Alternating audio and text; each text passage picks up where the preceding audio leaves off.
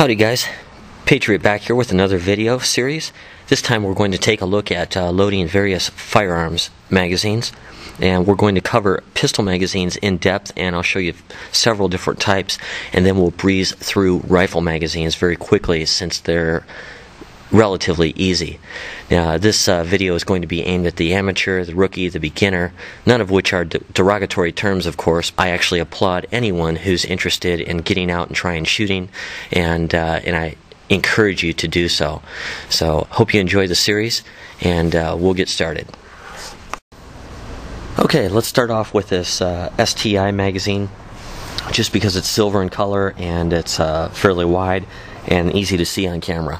So I'm actually holding this in my hand in a very similar angle in which it would be placed in the grip of the gun.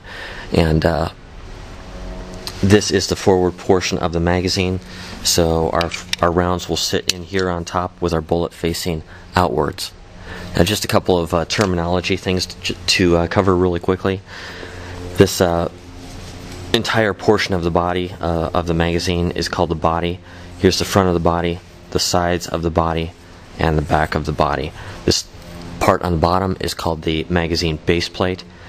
Inside, which you cannot see, is the magazine spring, and that pushes up on the underside of this piece of black plastic here, which is known as the follower. Now basically all these magazines work the same way in that the rear portion of the feed lips here on the magazine actually taper in order to hold the round from coming out the top. So if I place a round under here, you can see how the pinched area or the funneled area here of the feed lips retains the round and prevents it from coming straight out the top. Now it is able to come out the top, but the way that it has to do that is for it to slip forward past the tapered part of the feed lip, and then it can come straight out this way.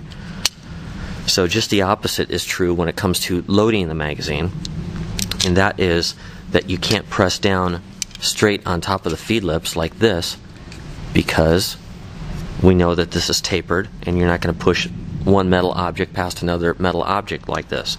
So in order to do this, you have to start at the forward portion where the feed lips start to taper, right here and right here. And you'll take the base of the cartridge or the round of ammunition and press it in just forward of the lips, and then press it backwards. So that's pretty straightforward. Again, we'll push it in. We'll insert the cartridge just in front of the tapered portion of the feed lips, push it down, and then backwards. And then it's held on the top side so that that cartridge can't escape from the magazine without going first forward like this. Now it can come out. Now, although we have that first round inserted now, that's typically not the difficult part for new people to figure out. Sometimes they can figure that one out fine. It's getting the next one in behind it, because the first round that goes into the magazine, you have this nice flat base plate here, and it seems like it's already ready to accept the round. When it comes to the second cartridge, you're pushing down on top of a round surface up here. So switch my screen around here. So if I try to push down with this round, it wants to slide to either side instead of going straight down. So sometimes I can get it straight down and back, but other times it's a little difficult. Well, what you want to do, and if you look at it from the front, right, like here, you can see that that's difficult, or actually from the back would be better. If I put this round on top, it tends to roll off to either side. So what we're going to do is create a trough, and we can do that with the finger or the thumb. Typically I use the index finger on my other hand, and all I do is push that other round down just a little bit in order to set me a little trough here. This way it does try to slide off the other bullet, but it slides into the other lip of the magazine on this side or this side. So it can't really go anywhere, and it can't go back yet because my finger is there. So all I have to do at this point is press down on the back of this round this way, and then push back. We'll do that again. Here goes round number 3. I'll start by pushing here, set this round here, push down, remove the other finger out of the way, and go back. We'll do that again. Down, into the trough, down again, and back. Now you can see I have to move that other finger out of the way each time, because if I don't, I'll be pressing into it like this. Well, I can't go back with my finger there. So I have to go down, remove the finger, back. Then I press again, and proceed, and continue.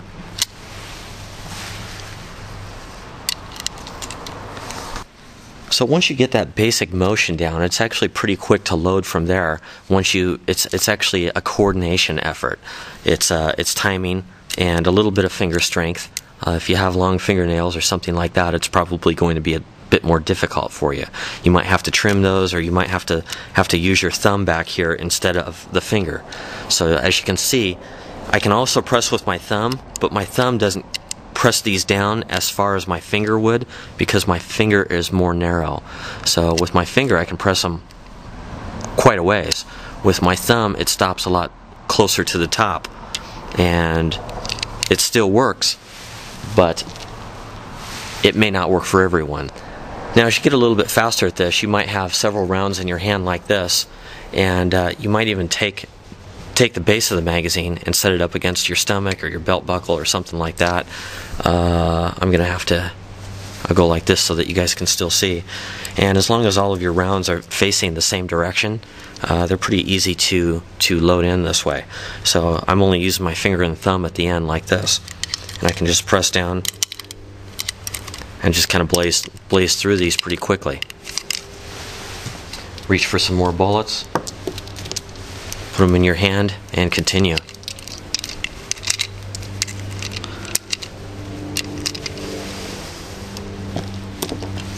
Now you can see each time my finger's working the same way up top here, and I'm steadying the base of the magazine against my stomach or my belt buckle.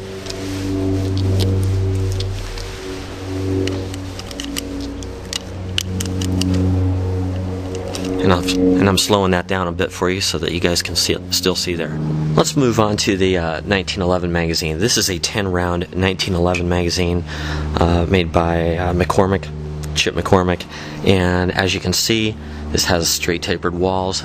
That means it's a single stack magazine. The rounds don't alternate diagonally, they go straight down, one on top of the other.